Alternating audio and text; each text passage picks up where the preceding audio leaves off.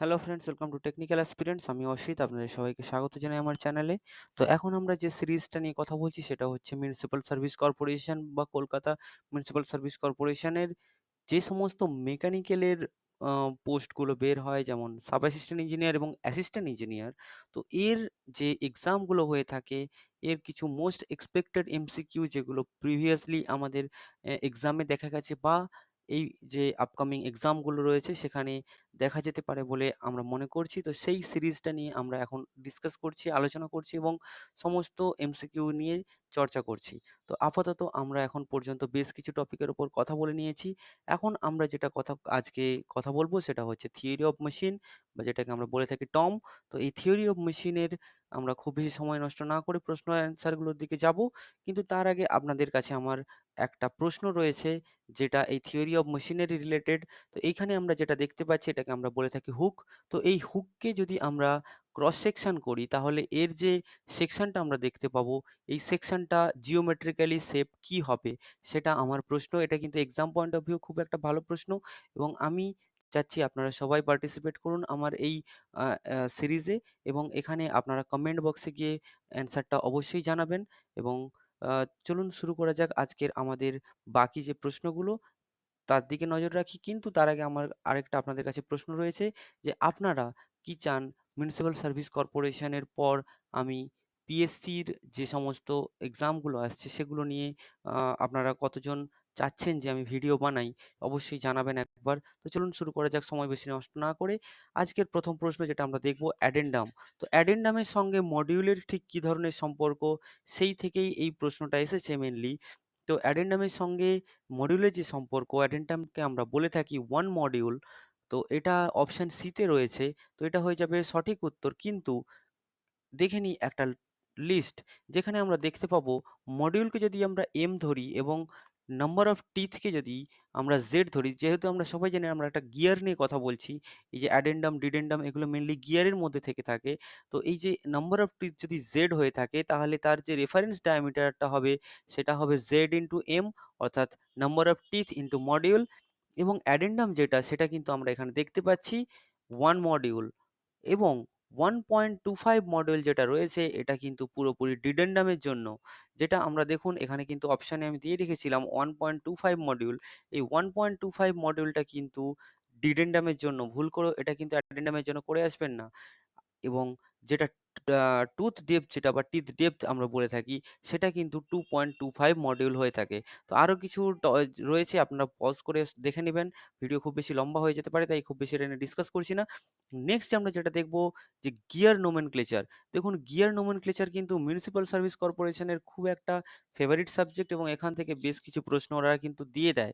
তো এটাকে আপনারা খুব ভালো করে একবার দেখে যাবেন। তবুও আমি বলে দিচ্ছি যে জিনিসগুলো খুব বেশি ইম্পর্টেন্ট, যেমন এই ফেস, ফ্ল্যাঙ্ক এবং অ্যাডেন্ডাম এবং ডিডেন্ডাম যেটা আমি আপনাদেরকে বললাম। তো এই অ্যাডেন্ডাম এবং ডিডেন্ডামটা ঠিক কতটা, বিশেষ করে জিজ্ঞেস করা হয় যে অ্যাডেন্ডাম টা কোথা থেকে কোথা পর্যন্ত হয় গিয়ারের ক্ষেত্রে। তো সেটা হয় কিন্তু অ্যাডেন্ডাম সার্কেল, যেটা আমরা দেখতে পাচ্ছি এখান থেকে যে পিচ সার্কেল, এর যে ডিস্টেন্স এটাকে আমরা বলে থাকি অ্যাডেন্ডাম। এবং ডিডেন্ডাম যেটা হয়ে থাকে রুট থেকে পিচ সার্কেল পর্যন্ত, যেটা এটাকে কিন্তু আমরা ডিডেন্ডাম বলে থাকি। ওকে। তো যেটা ডিডেন্ডাম সার্কেল থেকে পিচ সার্কেল পর্যন্ত। তো এগুলো কিন্তু খুব বেশি ইম্পর্টেন্ট আমাদের exam point of view. Tooth থিকনেসটা সেরকমভাবে ইম্পর্টেন্ট কিছু না। আর মোটামুটি এই ধরনের প্রশ্নগুলো কিন্তু এখানে এসে থাকে। তো এগুলো কিন্তু খুব ভালো করে একবার খেয়াল করবেন।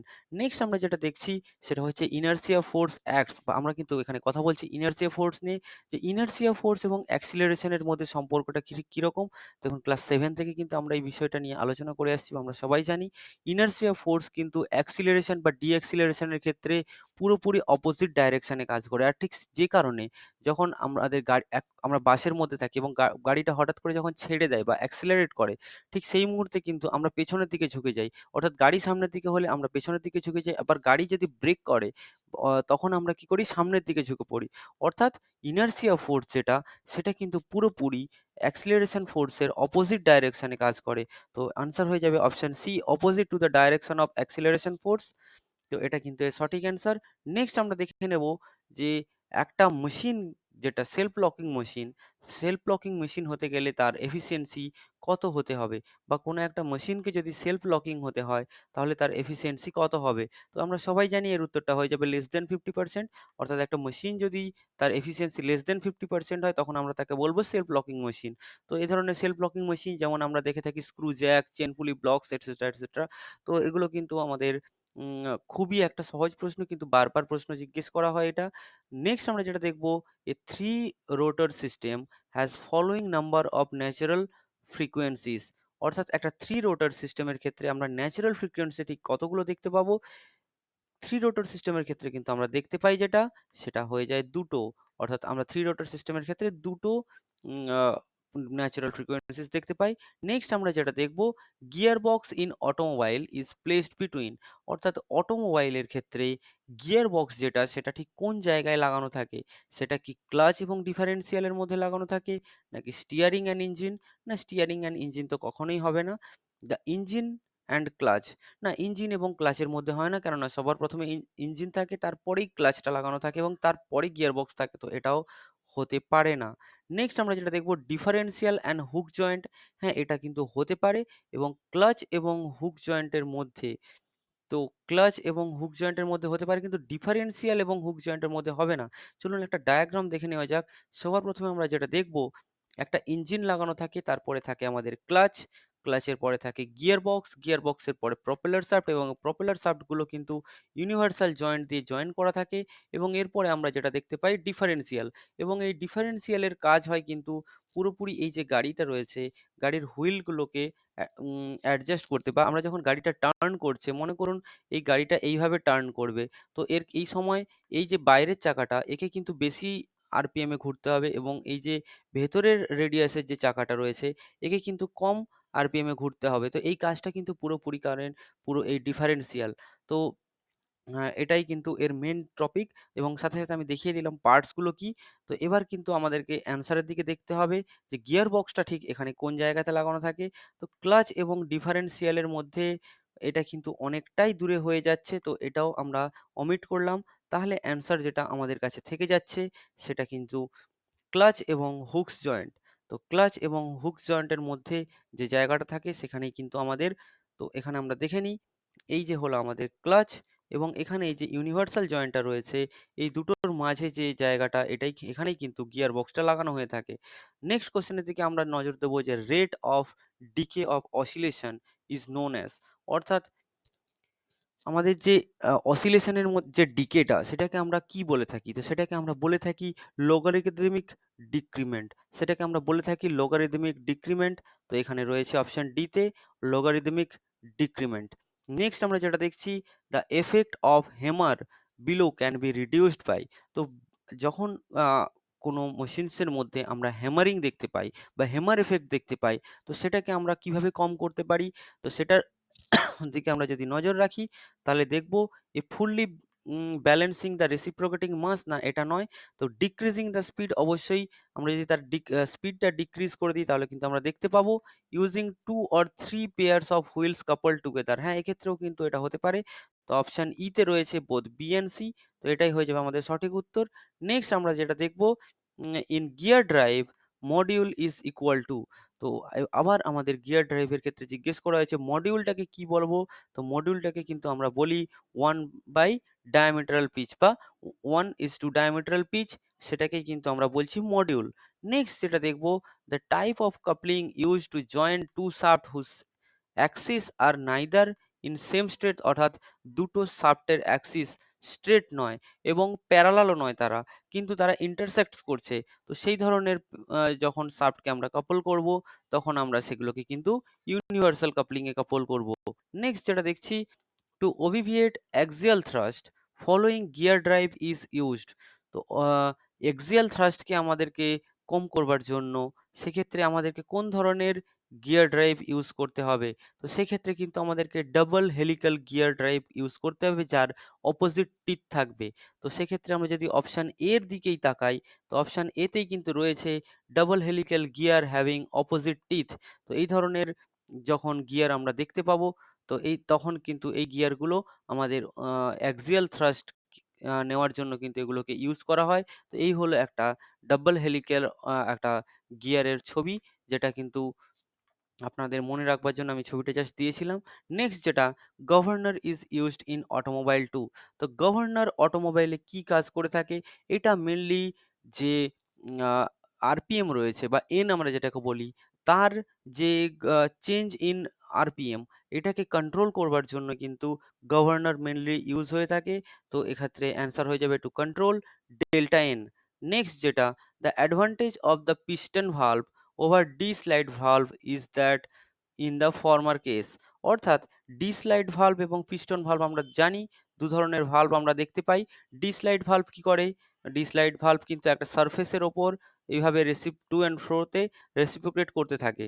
তো সেক্ষেত্রে কিন্তু আমরা যেটা দেখব, পিস্টন ভালভের থেকে কিন্তু ডি স্লাইড ভালভে ওয়্যার অ্যান্ড টিয়ার জিনিসটা, যেটা ওয়্যার দেখতে পাই, সেটা কিন্তু খুব বেশি হয়ে থাকে এবং পিস্টন ভালভের ক্ষেত্রে কিন্তু সেরকমভাবে দেখা যায় না, কম্পারেটিভলি অনেকটা কম হয়ে থাকে। এবং পাওয়ার অবজর্ব যেটা হয়ে থাকে সেটা ডি স্লাইড ভালভে কিন্তু বেশি হয়ে থাকে এবং পিস্টন ভালভে কম হয়ে থাকে। তো সেক্ষেত্রে আমরা যদি দেখি, পিস্টন ভালভের ক্ষেত্রে কিন্তু ওয়্যার ইজ লেস এবং পাওয়ার অ্যাবজর্ব ইজ লেস। তো সেক্ষেত্রে অপশন সি যেটা হয়ে যাবে, both wear and power absorb are low. তো অপশন সি হয়ে যাবে আমাদের রাইট অ্যান্সার। নেক্সট যেটা দেখবো, the horse power transmitted by a belt is dependent upon. অর্থাৎ আমাদের যখন একটা বেল্ট ড্রাইভ নেব, সেক্ষেত্রে হর্স পাওয়ার যেটা আমাদের ট্রান্সমিট করছে সেটা কোন কোন বিষয়ের উপর ডিপেন্ড করে? তো দেখুন, এখানে আমি ইচ্ছে করে যে সমস্ত টপিকগুলো দিয়ে রেখেছি। Tension in tight side of belt, অর্থাৎ বেল্টের টাইট সাইডে যে টেনশন, সেটাও কিন্তু এদিকে এটা ডিপেন্ড করে। স্ল্যাক সাইডের যে টেনশন সেটাও ডিপেন্ড করে। রেডিয়াস অফ পুলি সেটাও কিন্তু ডিপেন্ড করে এবং পুলির যে স্পিড সেটাও কিন্তু ডিপেন্ড করে। তো সেক্ষেত্রে অল অফ দ্য এবাভ যেটা, সেটাই কিন্তু হয়ে যাবে আমাদের অ্যান্সার। নেক্সট যেটা দেখছি, আইডিয়ালার পুলি ইজ ইউজ টু। তো আইডিয়ালার পুলি যেগুলো, দেখুন এই যে পুলিটা যেটাকে আমরা আইডিয়ালার পুলি বলছি, এটা কি কাজের জন্য আমরা ইউজ করে থাকি? তো আইডিয়ালার পুলি ইউজ হয়ে থাকে মেনলি, দেখুন এটা কিন্তু দুটো কাজ করে থাকে। এক, এটা কিন্তু বেল্টকে গাইড করে তার ডাইরেকশনের জন্য এবং সেকেন্ডলি এটা কিন্তু একটা টেনশন ক্রিয়েট করে এই বেল্টের মধ্যে, যাতে বেল্টটা একটা টেনশনে থাকে। তো সেক্ষেত্রে আমরা যদি দেখি, গাইডের কথা এখানে অ্যান্সারের মধ্যে বলা নেই, কিন্তু যেটা রয়েছে সেটা হচ্ছে ফর অ্যাপ্লাইং টেনশন। তো সেক্ষেত্রে আমরা যদি নজর রাখি, ফর অ্যাপ্লাইং টেনশন, এটাই হয়ে যাবে আমাদের সঠিক উত্তর। বাকিগুলো যেগুলো ইনক্রিজিং ভেলোসিটি রেশিও এবং চেঞ্জিং ডাইরেকশন অফ মোশন, না এগুলো কিন্তু হয় না। কিন্তু চেঞ্জিং ডাইরেকশন ইন মোশন বেল্টের ক্ষেত্রে হয় না, কিন্তু হয় গিয়ারের ক্ষেত্রে। নেক্সট আমরা যেটা দেখব, ক্রাউনিং অফ পুলি হেল্পস। তো আমরা যেটা দেখছি, পুলিতে আমাদের যেটা হয়ে থাকে একটা, এই যে অংশটা, এটাকে আমরা বলে থাকি ক্রাউনিং। তো এই ক্রাউনিং যেটা, এটা কিন্তু পুলিতে যেটা লাগানো থাকে মেনলি কিসের কাজ করে? এটা বেল্টকে তার সেন্ট্রালি পজিশনে থাকতে সাহায্য করে এবং অটোমেটিক অ্যাডজাস্ট করতে সাহায্য করে বেল্টকে নিজের জায়গায় থাকবার জন্য। তো এখানে আমরা যদি অপশানের দিকে দেখি, তাহলে অপশান সিতে দেখব, for automatic adjustment of belt position so that the belt run centrally. তো অপশান সি হয়ে যাবে এর সঠিক উত্তর। নেক্সট আমরা যেটা দেখব, creep in belt drive is due to. তো বেল্ট ড্রাইভের ক্ষেত্রে যে ক্রিপ হয়ে থাকে, দেখুন এখানে মেনলি দুটো জিনিস হয়ে থাকে। একটা হয় স্লিপ, বেল্ট স্লিপ করতে পারে এবং দ্বিতীয় যেটা, সেটা ক্রিপ হতে পারে। তো এই যেখানে জিজ্ঞেস করা হয়েছে যে ক্রিপ অ্যাকচুয়ালি জিনিসটা কি এবং কি জন্য হয়ে থাকে, তো আমি আপনাদেরকে জানিয়ে রাখি, ক্রিপ যেটা হয়ে থাকে মেনলি বেল্ট ড্রাইভের ক্ষেত্রে, যে বেল্টের মধ্যে যে সাডেন কমা বাড়া জিনিসটা, অর্থাৎ লোডের কারণে বা বিভিন্ন কারণে বেল্ট কি করে, এক্সটেনশন হয় বা কন্ট্রাকশন হয়। তো সেই কারণে যে টেনশনটা ভ্যারি করে, সেই কারণেই কিন্তু ক্রিপ জেনারেট হয়। তো এটা মেনলি যে কারণে হয়, সেটা আমরা যদি অপশন ডির দিকে দেখি, uneven extension and contraction due to varying tension. তো এটাই কিন্তু হয়ে যাবে অপশন ডি এর সঠিক উত্তর।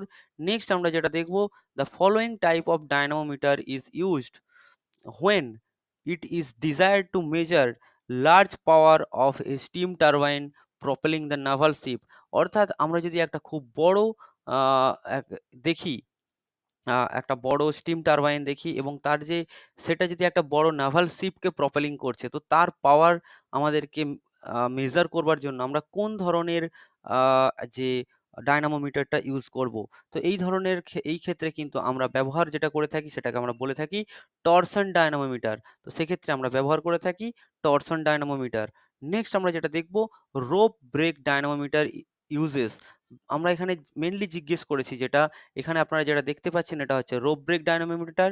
তো এক্ষেত্রে আমরা কোন ধরনের লুব্রিকেন্ট ইউজ করে থাকি, সেটা oil, water, grease, special lubricant, নাকি কোনো লুব্রিকেন্ট ইউজ করে না। তো সেক্ষেত্রে আমি আপনাদেরকে অ্যান্সারটা জানিয়ে রাখি, রোপ ব্রেক ডায়নামোমিটার যেটা, সেটাতে কিন্তু কোনো ধরনের লুব্রিকেন্টই ইউজ হয় না। এটা কোনো লুব্রিকেন্ট এটাতে লাগে না। নেক্সট আমরা যেটা দেখব, যে যে ডায়নামোমিটারটা মোস্ট কমনলি আমরা ল্যাবে ইউজ করে থাকি, সেই ডায়নামোমিটারটার নাম কি? তো সেটা যদি আমরা জানি, আমরা সবাই কিন্তু জানি যে প্রনি ব্রেক ডায়নামোমিটার যেটা আমরা বলে থাকি, যে এই যে ছবিটা আপনারা এখানে দেখতে পাচ্ছেন, এই ছবিটা কিন্তু প্রনি ব্রেক ডায়নামোমিটারের। দেখুন এখানে নাম এবং সিরিয়াল নাম্বার দেওয়া রয়েছে, এটা যে কোম্পানি তার সিরিয়াল নাম্বার দেওয়া রয়েছে। তো এই যে প্রনি ব্রেক ডায়নামোমিটার, এটাই কিন্তু মোস্ট কমনলি আমরা দেখে থাকি, বা এটা মোস্ট কমনলি ইউজ হয়ে থাকে ল্যাবের ক্ষেত্রে। তো আপনারা যদি কখনো কোনো আইআইটির ল্যাবে যান, ওখানে কিন্তু এই জিনিসগুলো খুব বেশি করে দেখতে পাবেন, বা কোনো বড় ধরনের ভালো ইনস্টিটিউটে যান, ওখানে কিন্তু ডায়নামোমিটার আপনারা দেখতে পাবেন। নেক্সট আমি যেটা বলছি, initial tension in belts when stationary is, অর্থাৎ আমরা এই যে বেল্ট ড্রাইভটা দেখছি, এটা যদি স্থির থাকে, অর্থাৎ পুলিটা রোটেট করছে না বা বেল্টটা রোটেট করছে না, জাস্ট স্টেশনারি পজিশনে রয়েছে, তো সেক্ষেত্রে যে ইনিশিয়াল টেনশন, সেই টেনশনের ফর্মুলা কি হবে? তো সেক্ষেত্রে যদি টেনশন, যদি স্ল্যাক সাইডের টেনশন T1 এবং সরি টাইট সাইডের T1 এবং স্ল্যাক সাইডের ক্ষেত্রে যদি T2 হয়, তো সেক্ষেত্রে আমরা যেটা দেখব, যে আ ইনিশিয়াল যেটা টেনশন, সেটা কিন্তু হয়ে যাবে T1 plus T2 divided by 2, divided by 2। তো এটাই কিন্তু হয়ে যাবে ইনিশিয়াল টেনশন। তো সেদিকে যদি আমরা নজর রাখি, অপশন ডি তে দেখব T1 প্লাস T2 বাই 2। দেখুন এখানে একটা অবশ্যই আমার ব্র্যাকেট দেওয়া উচিত ছিল। যাই হোক, তো T1 প্লাস T2 বাই 2, তো এটা হয়ে যায় কিন্তু আমাদের initial tension in belt. Next যেটা দেখবো, purpose of using differential gear in automobile is to, যেটা আমি কিছুক্ষণ আগেই আপনাদের সাথে আলোচনা করছিলাম, যে ডিফারেন্সিয়াল গিয়ার যেটা কি কাজে লাগে। এটা মেনলি আমি যেটা আপনাদেরকে বলেছিলাম, যে হুইলটা যখন টার্ন করে, তো সেই সময় বাইরের যে রেডিয়াসের যে হুইলটা বা বড় রেডিয়াসের যে হুইলটা, সেটাকে বেশি গতিবেগে আমাদেরকে ঘোরাতে হচ্ছে, এবং ভেতরের রেডিয়াসের যে হুইলটা, সেটাকে কম গতিবেগে আমাদেরকে ঘোরাতে হচ্ছে। তো সেক্ষেত্রে কিন্তু মেনলি এটা helps in turning. Okay, next যেটা দেখবো, intermediate gears are used for. তো ইন্টারমিডিয়েট গিয়ার যেগুলো, সেগুলো কি কাজে আমরা ব্যবহার করে থাকি? তো সেক্ষেত্রে আমরা যদি দেখি, এগুলো কিন্তু দেখুন এখানে যে অপশনগুলো রয়েছে, প্রত্যেকটা কাজেই কিন্তু আমরা ইন্টারমিডিয়েট গিয়ার ইউজ করে থাকি। যেমন আমি কিছুক্ষণ আগে বেল্টের সময় আপনাদেরকে বলেছিলাম, যে আ ডিজায়ার্ড ডাইরেকশনে নেওয়ার জন্য কিন্তু আমরা গিয়ারকে ইউজ করে থাকি। বেল্টকে আ সরি পুলি বা বেল্টকে ইউজ করি না। তো আমরা গিয়ারকে কিন্তু আ আব ডিজায়ার্ড ডাইরেকশনে ঘোরানোর জন্য আমরা ব্যবহার করেই থাকি। যেমন ধরুন একটা আ এইভাবে গিয়ারটা ঘুরছে বা গিয়ারের ডাইরেকশনটা এইদিকে। তো আমরা যদি একটা ইন্টারমিডিয়েট গিয়ার লাগিয়ে দিই, তাহলে কিন্তু ওর ডাইরেকশনটা ঠিক উল্টো হয়ে যাবে।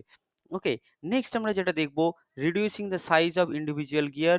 এটাও কিন্তু হয় bridging the gap between the first and last wheel of the train, অর্থাৎ এখানে একটা গিয়ার রয়েছে, এখানে একটা গিয়ার রয়েছে। তো এদের মাঝে আমি আরেকটা গিয়ার লাগাতে পারি, যেটা এই দুটো গিয়ারকে কিন্তু কানেক্ট করছে। তো এই ধরনের গিয়ার আমরা বহু দেখে থাকি, এবং এই ধরনের গিয়ারগুলো কিন্তু ইন্টারমিডিয়েট গিয়ার হিসেবে কাজ করে, বা এই ধরনের গিয়ারকে আমরা ইন্টারমিডিয়েট গিয়ার বলে থাকি। নেক্সট যেটা, driving auxiliary incidental to main drive. তো এটাও কিন্তু হয়ে যায় একটা অক্সিলিয়ারি যে ডিভাইসগুলো রয়েছে, সেগুলোকে চালানোর জন্যও কিন্তু আমরা ইন্টারমিডিয়েট গিয়ারসগুলো ইউজ করে থাকি। তো এক্ষেত্রে কিন্তু হয়ে যাবে এনি অফ দ্য অ্যাবভ, অর্থাৎ এগুলোর মধ্যে কিন্তু যেকোনো একটা কাজের জন্য কিন্তু আমরা ইন্টারমিডিয়েট গিয়ারগুলোকে ইউজ করতে পারি। ওকে, নেক্সট আমরা যেটা দেখছি, bevel gears have their teeth. তো বিভেল গিয়ার্স এর ক্ষেত্রে যে টিথ গুলো, সেগুলো কিভাবে তৈরি করা হয়? সেগুলি মেইনলি দেখুন, আপনি যদি আমি আপনাদেরকে যে বিভেল গিয়ারের ছবিগুলো দেখেছি, তার যদি অ্যাক্সিস গুলোকে আমি বা স্ল্যান্ট হাইট গুলোকে যদি আমি এড করি, তাহলে দেখতে পাবো এটা কিন্তু একটা কোণ হয়ে যাচ্ছে।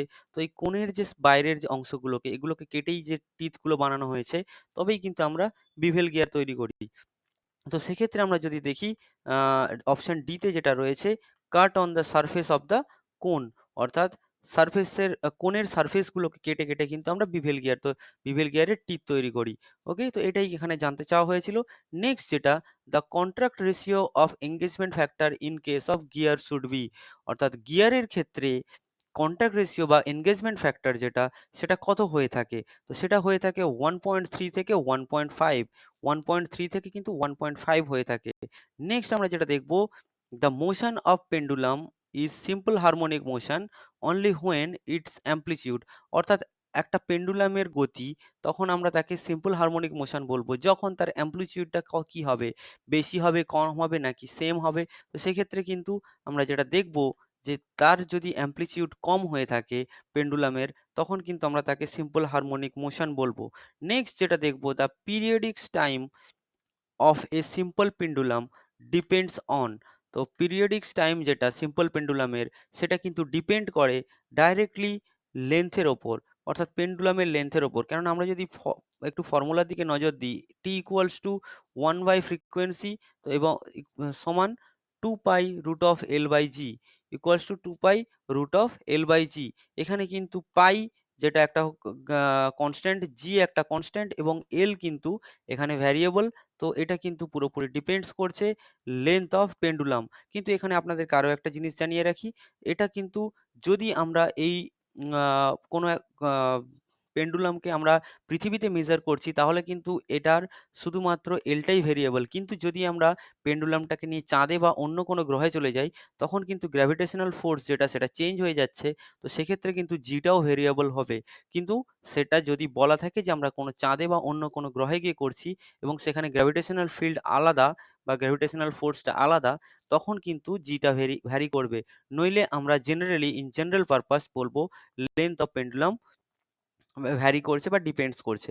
ওকে, নেক্সট যেটা দেখছি, for a kinematic chain to be considered as mechanism, বা আমরা যদি কোনো একটা কাইনেমেটিক চেনকে মেকানিজম হিসাবে আমরা কনসিডার করি, তাহলে সেক্ষেত্রে কি হতে হবে? তো কাইনেমেটিক চেন মেকানিজম তখনই হবে যদি তার একটা লিঙ্ককে আমরা ফিক্স করে দিই, অর্থাৎ কাইনেমেটিক চেনের কোনো একটা লিঙ্ককে যদি আমরা ফিক্স করি, তখনই কিন্তু সেটাকে আমরা বলবো মেকানিজম। তো সেক্ষেত্রে আমরা যদি দেখি অপশন বির দিকে, তো অপশন বিতে দেখতে পাবো one link should be fixed. Next আমরা যেটা দেখছি, any point of A link connecting double slider crank mechanism বা ক্র্যাঙ্ক চেন উইল ট্রেস এ, যদি আমরা একটা পয়েন্ট নিই এবং সেই পয়েন্টকে যদি কানেক্ট করি কোনো একটা ডাবল স্লাইডার ক্র্যাঙ্ক চেনে, যেমন এটা একটা ডাবল স্লাইডার চেন, তো এক্ষেত্রে দুটো স্লাইডার রয়েছে এবং এর যদি আমরা একটা পয়েন্ট পি ধরে নিই এবং এটা যে মুহূর্তে রেসিপ্রোকেট করছে এই দুটো পিস্টন, তো সেক্ষেত্রে যে আমরা এই পয়েন্টের মুভমেন্টটা পাবো, এটা কিন্তু একটা ইলিপ্টিক্যাল শেপে আমরা পাবো। তো এটাই কিন্তু জানতে চাওয়া হয়েছে যে এটা ট্রেস করবে কিকে? একটা ইলিপসকে। তো এটা কিন্তু একটা ইলিপ্টিক্যাল শেপ হবে। এখন আপনারা ছবিটাও দেখতে পাচ্ছেন। নেক্সট আমরা যেটা দেখছি, a slider crank chain consist of following number of turning and sliding pair, এটা কিন্তু খুবই বেশি ইম্পর্টেন্ট। দেখুন একটা স্লাইডার ক্র্যাঙ্ক চেন যেটা, সেটা কিন্তু তাতে ৩ টে টার্নিং পেয়ার এবং একটা স্লাইডিং পেয়ার রয়েছে। চলুন আমি আপনাদেরকে আবার দেখিয়ে দিই এই ভিডিওতেও। তো এখানে আমরা যদি এই ছবিটাকে ধরে নিই, তাহলে এক্ষেত্রে এই যে জায়গাটা আপনারা দেখতে পাচ্ছেন, এখানে কিন্তু একটা স্লাইডিং পেয়ার আছে পিস্টন এবং এই ফিল্ডের মধ্যে, এবং এই যে পয়েন্টটা, এখানটাতে কিন্তু আমরা দেখতে পাচ্ছি একটা টার্নিং পেয়ার, এবং এখানটাতে দেখতে পাচ্ছি আমরা একটা টার্নিং পেয়ার, এবং এই জায়গাতে দেখতে পাচ্ছি একটা টার্নিং পেয়ার। তো টোটাল ৩টে টার্নিং পেয়ার এবং একটা এখানটাতে আমরা দেখতে পাচ্ছি স্লাইডিং পেয়ার। সরি। তো এক্ষেত্রে যে অ্যান্সারটা হবে অপশন সি তে রয়েছে ৩। তো এটা কিন্তু অপশন সি তে ৩ এবং ১ অর্থাৎ ৩ টে টার্নিং এবং একটা স্লাইডিং পেয়ার। নেক্সট আমরা যেটা দেখছি, relationship between number of links and number of pair. তো নাম্বার অফ লিঙ্ক এল এবং নাম্বার অফ পেয়ার যদি পি হয়, তো সেক্ষেত্রে আমাদের রিলেশনশিপটা কি হবে? এটা কিন্তু এসএসসির, জানি না কেন এসএসসি যেই এই যারা কোয়েশ্চেন সেট আপ করেন এই কোয়েশ্চেনটাকে এত বেশি ভালোবাসেন বা এত বেশি ভালোবেসে ফেলেছেন, জানি না বহুবার এই প্রশ্নটা এসেছে। তো এক্ষেত্রে কিন্তু অ্যান্সারটাও যেটা আমরা সবাই জানি, p ইকুয়ালস টু 12 - 4। আপনারা সবাই জানেন, আমি জানি। তো এটা হচ্ছে p ইকুয়ালস টু 12 - 4। নেক্সট আমরা যেটা দেখব, the example of spherical pair is, তো স্ফেরিক্যাল পেয়ারের ক্ষেত্রে একটা এক্সাম্পল আমরা যদি দেখি, বোল্ট এন্ড নাট না, লিড স্ক্রু অফ লেদ না, বল এন্ড সকেট জয়েন্ট, কিন্তু এটা কিন্তু হয়ে যাচ্ছে আমাদের একটা স্ফেরিক্যাল পেয়ার। আর এই বল এন্ড সকেট জয়েন্ট আপনারা দেখতে পাবেন যদি আপনাদের বাইক আমরা যেটা ইউজ করি, তো এই বাইকে যে ভিউ ফাইন্ডার বা মিরর যেখানে লাগানো থাকে, যদি বাই চান্স কোনো আপনার ব্যাড লাক থাকে এবং আপনার ভিউ ফাইন্ডারটা ভেঙে যায়, তাহলে আপনি দেখতে পাবেন ভেতরে একটা বল এবং একটা সকেট জয়েন্ট ওখানে রয়েছে। তো যাই হোক, নেক্সট আমরা যেটা দেখব, example of lower pair is, তো একটা লোয়ার পেয়ারের এক্সাম্পল যেটা, সেটা কিন্তু আমরা যেটা দেখব, এখানে যে উপরে ৩ টেই রয়েছে, এই ৩ টেই কিন্তু লোয়ার পেয়ারের এক্সাম্পল। যেমন shaft revolving in a bearing, দেখুন এখানে কিন্তু শাফট রিভলভ করছে, এখানে বিয়ারিং কিন্তু রিভলভ নয়, এখানে বলা রয়েছে শাফটটা রিভলভ করছে, অর্থাৎ এই শাফট রিভলভ করছে বিয়ারিং এর ভেতরে। তো এক্ষেত্রে কিন্তু সারফেস কন্টাক্ট হচ্ছে। তো সারফেস কন্টাক্ট হলে আমরা সবাই জানি একটা লোয়ার পেয়ার। তো এটাও হলো। Next, straight line motion of mechanism, তো কোনো একটা মেকানিজম সেটা স্ট্রেট লাইনে এইভাবে রেসিপ্রোকেট করছে, সেটাও কিন্তু হবে একটা। নেক্সট যেটা দেখবো, অটোমোবাইল স্টিয়ারিং গিয়ার, এটাও কিন্তু একটা লোয়ার পেয়ার। তো এখানে যেটা হবে option all of the above. Next আমি যেটা আপনাদেরকে দেখাচ্ছিলাম, যে লোয়ার পেয়ার এবং হায়ার পেয়ার, দেখুন হায়ার পেয়ার যেটা এখানে আপনারা দেখতে পাচ্ছেন এই যে অংশটাতে, এটা কিন্তু একটা হায়ার পেয়ার, কেননা এটা মেনলি যেটা আ একটা কি বলবো, ক্যাম এন্ড ফলোয়ারের ছবি লাগানো রয়েছে।